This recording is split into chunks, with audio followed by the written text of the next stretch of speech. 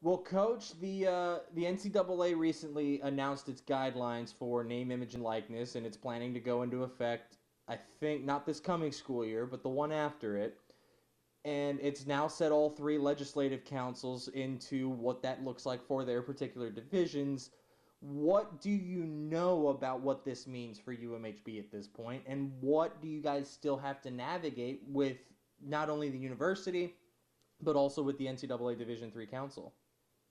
Yeah, so it's new.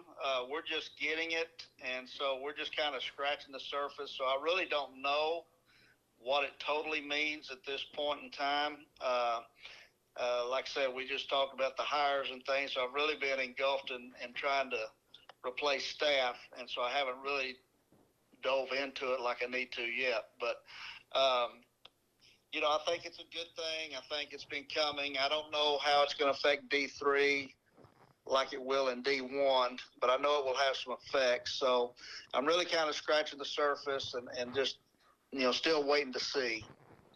You mentioned there's a lot of uncertainty, and it's not even just, and you're not the only one. Even with as busy as you've been making hires, I mean, there's a lot of question. I think there's a lot more questions and answers at all three divisions. Does that seem safe to say? Yes, sir. There's no doubt about it. We're trying to figure out if we're going to have students back on campus in August. When are we going to start fall sports? Are we going to have fall sports? What does that whole thing look like? And so there's just a lot of questions out there right now. And this one, name, image, and likeness, is another one. You mentioned in your first answer that you think this is a good thing. What does this mean for the student athletes who do choose to come to UMHB and play sports now that there will be guidelines put in place for them to be able to take advantage of this? Yeah, and I think, like I say, I think it's going to benefit D1 more so than D3. But I do think there's some advantages for all athletes. There are going to be guidelines, of course, obviously, but if you have a star that's here and can help a business of some sort and do a commercial and make a little bit of money, then that's a benefit for that student athlete. But we're not going to be talking about large sums of money. We know that the boosters can't be involved, so there's a lot of things that have to be put in place. But it will give a kid, we've had plenty of stars around here on our campus, and there have been a lot of different businesses want to reach out and do an advertisement, put something on their billboard or something like that, and they couldn't benefit previously, so now they'll be able to benefit a little bit. So again, I don't think we're talking about large sums of money. I don't think we're going to be affected like the D1s, but I do think it will provide a few opportunities for some of our athletes. Is it clear yet whether this is strictly from outside entities, or does this include any like posters or marketing efforts from the university? Yeah, I really don't know. I think it probably includes both. Like I say, we haven't as a staff really sat down and started talking about this and working through it, but it possibly could be both. We've got around our Mayborn Campus Center and around our football stadium, we've got banners up with kids, not only athletes, but also other students, students in the band, cheerleaders. All those things are on our banners. So will they benefit from having their image on the banner? I don't know. So there's still too many questions. What are some of the big things that you guys think still need to be navigated as we go through this? And I mean, we are roughly a year and a half from implementing this, and so what do you think needs to be mapped out the most in that time? Well, I think the biggest thing is, the deal with boosters. It would be real easy for boosters to get involved and try to help in the recruiting process. And I think those guidelines are the biggest thing to make sure that we can protect these student athletes and protect our universities from having boosters slide in here, and do some things that they shouldn't be allowed to do. I think that's the biggest thing for me. Okay. You mentioned that one of the things you guys are trying to map out through all of this, and this was kind of a landmark announcement from the NCAA the other day, but you mentioned you're also trying to iron out when or if you'll be able to play fall sports. I mean, what's being discussed right now? Like what's on the table? What's a non-starter for you guys right now? Or are you guys still trying to figure all of that out?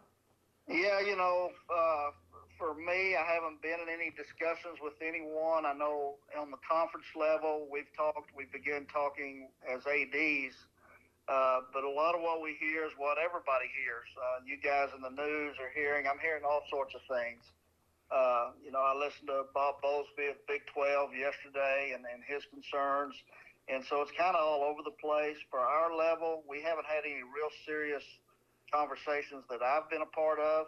I know the NCAA, they're working behind the scenes, but we haven't heard too much. Okay. Um, so what is it that people should, you think, take away from this NCAA announcement? Is it them trying to, do you think it's them taking care of the student athlete? Do you think this is another avenue for revenue in collegiate sports? What do you think people should take away from this NCAA announcement? Yeah, I really think it is what it is. I think it's to benefit the student athletes and give them an opportunity to make money. And again, I think it's really more beneficial to your D1 athletes who, fill up these stadiums of 100,000, and they're a big draw to the university. They're a big draw for the fan base, and they're selling their jerseys, and right now they're not getting paid for it, and the university's benefiting because of that student athlete, and so now it's going to be able to help that student athlete get paid for his likeness, get paid for what he's been able to do on the field. So I think it's more benefit for the student athlete. Okay. Back to fall sports for a second, because I did forget. I meant to ask. How important is it as an athletic department to be able to play football this fall with everything, especially with a program like you guys have, that the football program brings? How important is it that you guys are able to at least at some point play the 2020 football season? Well, I think it's really important for our community. It's important for our school. Number one, it's a sign of getting back to normalcy. People have been cooped up at home for a couple of months now, and so to be able to get out and do those things is very, very important. Certainly, we have a large following here in our community with the success we've had. People want to see football. They want to see sports on TV. They're ready to get back into that routine again. So I think it's really important for the mental health, if you will, of a sports fan. And but we're going to be safe, and we're going to abide by whatever comes our way, whether we have fans or whether we delay the start or whatever it's going to be. We'll certainly abide by that. But I think it's important that we get back to normal as soon as possible and as safe as possible. Couldn't have said it better, Coach. Is there anything you think I'm missing? Anything you want to touch on, or just anything you want to add? No, I think you were very thorough, so I appreciate you calling. Of course, Coach. Thank you so much for squeezing me in. I know you've got a lot to map out, especially now that you finished up a couple of head coaching hires, and I appreciate your time.